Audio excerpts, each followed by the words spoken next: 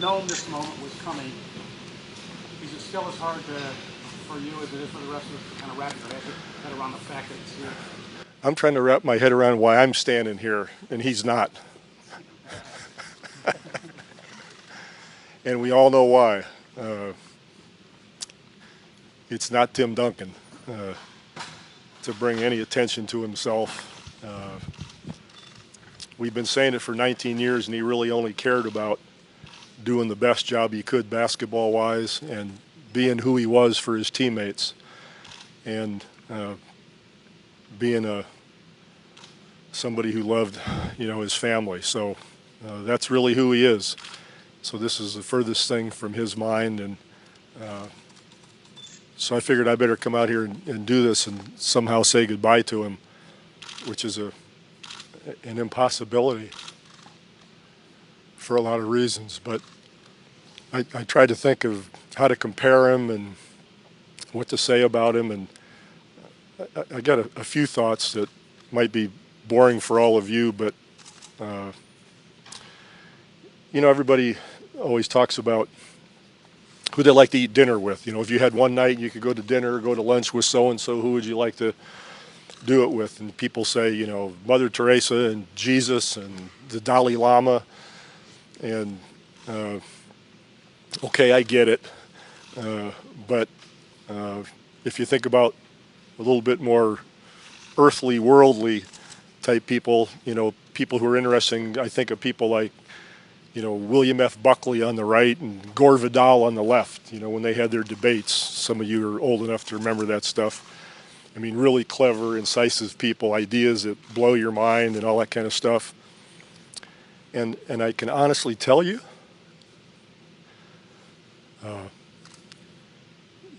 my dinner would be with Timmy. And it would be because he's the most real, consistent, true person I've ever met in my life. He is so genuine that it blows your mind, like Buckley or Vidal would in a avant-garde sort of way. To spend time with Timmy is really sublime in many ways. People don't know about his cleverness. I think of people like John Cleese, clever, incisive, sarcastic. Nobody knows that about Timmy. I can be on him in a game and ask him why he's not rebounding in a relatively stern way, and really get on him in front of everybody. And on the way back to the court, he'll say, "Thanks for the motivation, Pop. Thanks for the support, Pop." And then he'll turn away with his eyes up in the air, and we'll both start laughing. And people don't see those things. So, but his teammates have, and that's why his teammates love him, because he's been the best teammate anybody could ever imagine. Think about how many people have played with him. And all Tim Duncan has to do is he raises one of those arms, right or left, and he puts it on their shoulder, and it's a warmth and a comfort that they feel that allows them to become the best possible player they can be. And we've had a lot of guys go through here and be successful and then go on other places. And it's become because Tim Duncan created that environment for whoever came through here to be able to develop and create livings for their families. And we're all grateful to him. It's not a show of humility in any way, sense, or form. People who grew up with me know me. I would not be standing here if it wasn't for Tim Duncan. I'd be in the Bud League, the Budweiser League, someplace in America, fat and still trying to play basketball or coach basketball.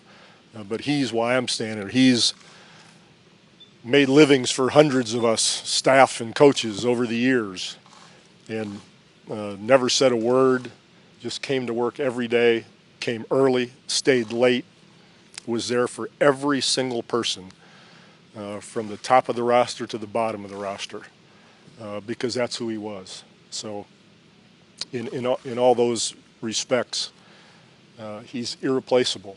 Can't happen. you know, we're all unique, and I guess each one of us is unique, but he's been so important to so many people that it's just mind-boggling. And to think that he's going to be gone makes it really difficult to imagine walking into practice, going to a game, getting on a bus, taking him a piece of carrot cake, whatever it might be. So he's been true to himself, and I read an article yesterday, and I don't do that very often because most of what you all write is junk, so I don't read it very much, but this was by Jason Gay from the Wall Street Journal, and he pretty much got it right on the head about who Timmy is. And I don't know how much basketball he watches, or you know who he consulted for the article or anything like that, but he was right on the money as far as Timmy's class and humility and consistency over time.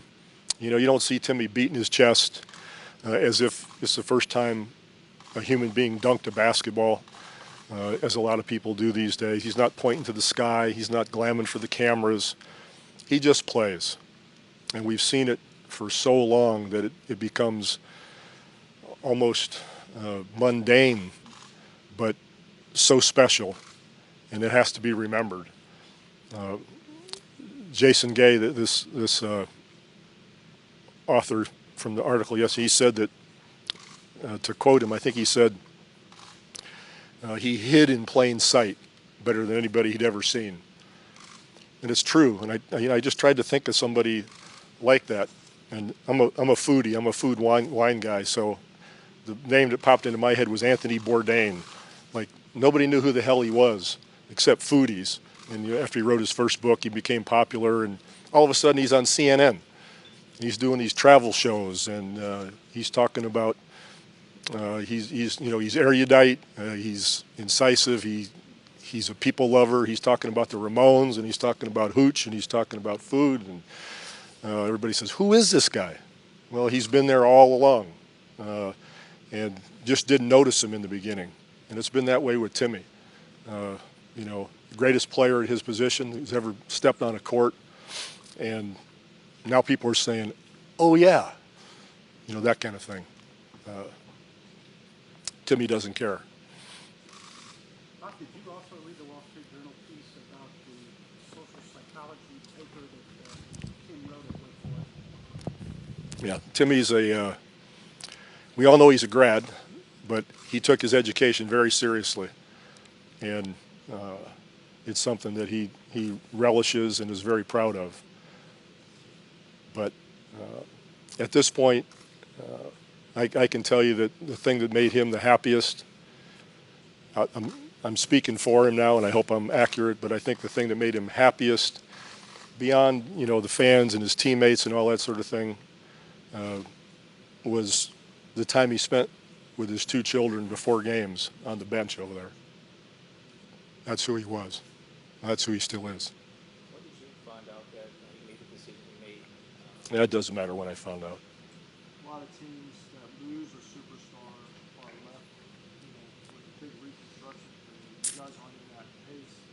How much is his selfishness as far as salary goes? Well, Timmy, along with other people, Manu and Tony especially, over the years have sacrificed and allowed us to keep a team together. And of course, RC and his staff have been spectacular in keeping the talent level up and searching out gems that no one else maybe knew about or paid attention to. So, a combination of those things has worked so that we could continue to be a competitive team. As much as he loves the game and you love being around him and him here, and you talk about him coming in, helping out in the future, and still being a part of this deal, does he cut it off? No. Well, Dave, you and I both know that he's too smart to coach. That's for sure. So I don't think we're going to see Timmy going up and down the sidelines much. But I have a notion that, he'll at least listen to being involved somehow or other, maybe even on a part-time basis, not a full-time basis. I don't know. But I'm certainly going to hit him with everything I have to try to keep him around here as long as we possibly can, because he means that much to everyone, as we've mentioned already. What's the one thing organization gonna miss the most about Bill? I just think, you know, the aura that he creates, the iconic figure that he established for us all those years, the security, the safety net, the home plate, the hub of the wheel, you know, all that sort of thing is who he was as a player. Even when he didn't score as many points the last couple of years, people still don't realize how efficient he was defensively. Just look to see where he ranked this last year as an individual player defensively, and you'll figure that out very quickly. Offensively, people know how to react because of where he's at. He'll move on a court and react where other players wouldn't have a clue and they'd just be in the way, but he knows where to go. So even though his production stat-wise wasn't the same, we won 67 games because he still was the center of everything that we did at both ends of the court, even though other people scored more. So we'll miss that and have to figure it out. Other people will have to step up leadership-wise. That'll be a huge thing for us. Who's going to step up and be that quiet leader that everybody responds to and respects and feeds off of?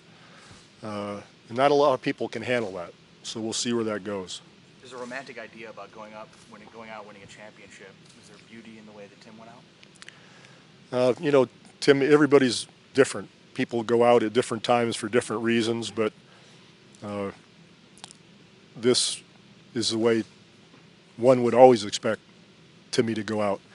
You know, he's the same person as far as his values and opinions of himself as the day he came in. I can still remember before his father passed away, looking at me in the eye and saying that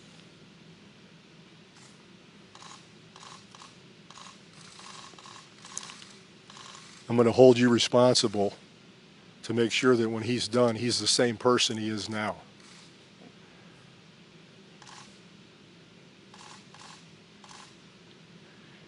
And in that respect, he is. He's grown as a person, as we all do, through experiences. But his inner core, he was over himself when he came in. And after all these accolades and all this success, he's still gotten over himself. Hasn't changed a lick. Try to talk him out of it. No. I'm so tired of coaching him. He's so stubborn. I would never try to talk him out of anything. His ability to accept direction in coaching, was that pretty evident early, or something that you had to kind of feel him out for? That's a great point. His willingness to allow me and my staff to coach him, and coach him critically. You did well, you did poorly. Here's the deal. That allowed for a lot of success because that set the tone for every other player that's ever come through that door. Because when somebody like him accepts and wants direction and coaching and responds to it so well, it makes it very difficult for anybody else to go in a different direction. So that was huge for our success. What did he teach you about leadership? That there are all kinds of leadership. His was a quiet. He doesn't wave a towel. He doesn't give speeches.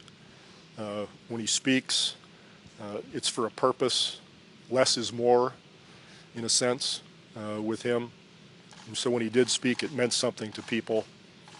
And he led by example. He had a vision.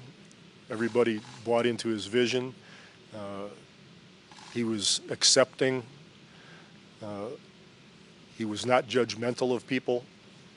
He didn't really even need to demand because they knew inherently that what he expected was what they saw in him and what he did every day in practice and in games.